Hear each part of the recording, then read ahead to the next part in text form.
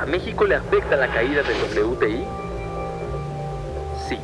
El valor de la mezcla mexicana de exportación registró el lunes 20 de abril un derrumbe inédito, pues por primera vez en la historia se tuvo de manera virtual un precio negativo en concordancia con el contrato de futuros sobre el WTI para entrega en mayo.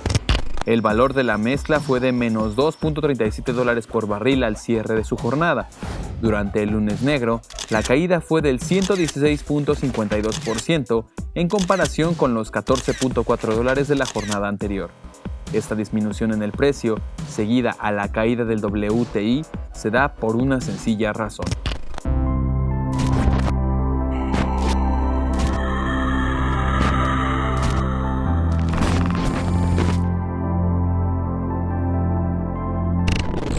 La fórmula del petróleo que vende México se basa en dos componentes, el WTI, que es la mezcla de Estados Unidos, y el Brent, crudo comercializado en Europa, principalmente en el Mar del Norte. El 70% de la fórmula con la cual se determina el precio del crudo mexicano es el WTI, porque nuestro principal mercado de exportación es Estados Unidos. Un 30% tiene que ver con el Brent. Y si los precios del petróleo caen, ¿cómo afecta o beneficia a la población mexicana? Nos afecta porque el gobierno tiene recursos finitos, o sea, no tiene un presupuesto que no se acabe, y entonces el gobierno tiene que decidir dónde invertir los recursos que tiene, y si decide invertir en una refinería en vez de invertir, por ejemplo, en salud o en educación o en la reactivación de la economía apoyando a las pymes, pues evidentemente que eso nos afecta a todos, ¿no? En la medida en que Pemex produce y vende más petróleo, puede aportar más recursos al gasto público. Sin embargo, si produce menos, su aporte disminuye. Si bien Pemex contribuye con 2 de cada 10 pesos de los ingresos presupuestarios del sector público, durante 2019 su aportación se contrajo 8.5% a tasa anual. Por ello, la actual administración busca elevar la plataforma de producción para aportar más ingresos. Si tomamos en cuenta que el día 20 de abril el crudo mexicano tuvo un valor negativo de menos $2.37 por barril, ¿es rentable para Pemex? Los costos de producción de Pemex están en $14 el barril aproximadamente. Si a eso le ponemos un precio negativo de 2.37, pues quiere decir que pues, tendrías que pagarle 16.37 a quien te quiera comprar el petróleo. Es absurdo.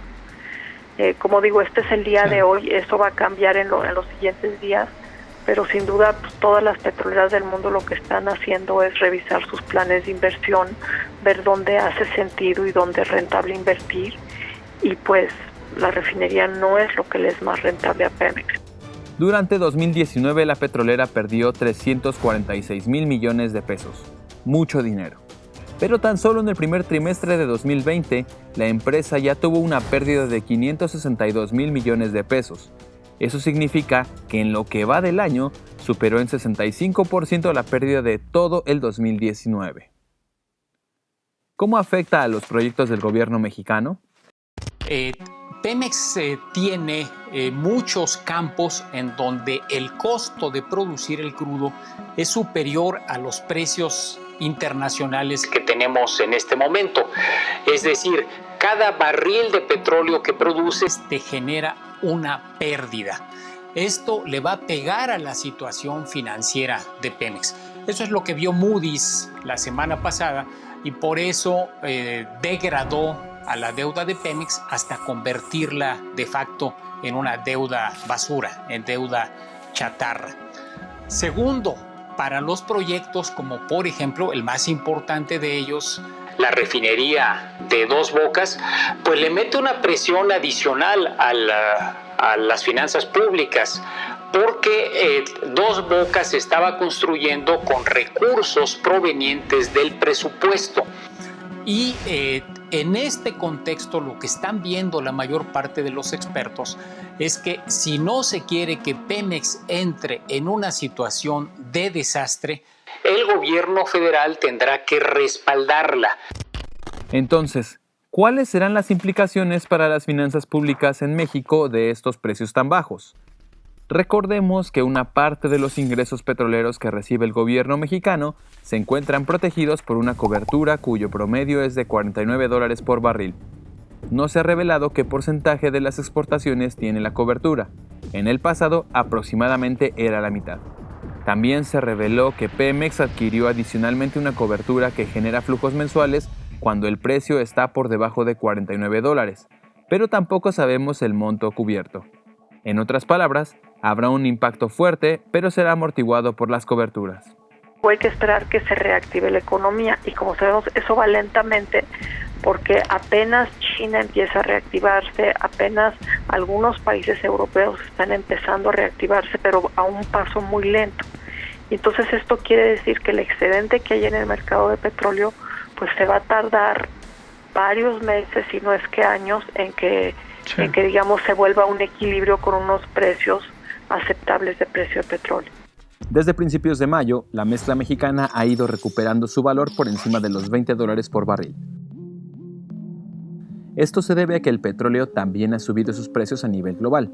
El WTI se ha recuperado en 47% en comparación con el mes de abril, mientras que el Brent también ha ganado más del 35% de su valor con respecto al mismo mes.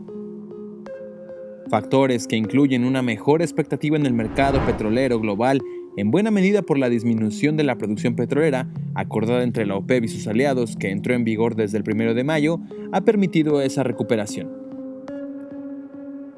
También podría causar que la demanda aumente una vez ocurrida la reapertura de la economía europea y la estadounidense, en donde California publicó las reglas y una lista de empresas que podrán reiniciar actividades, uniéndose a Texas en el proceso de reapertura comercial. Todo eso significaría una buena noticia en el corto plazo para el petróleo mexicano.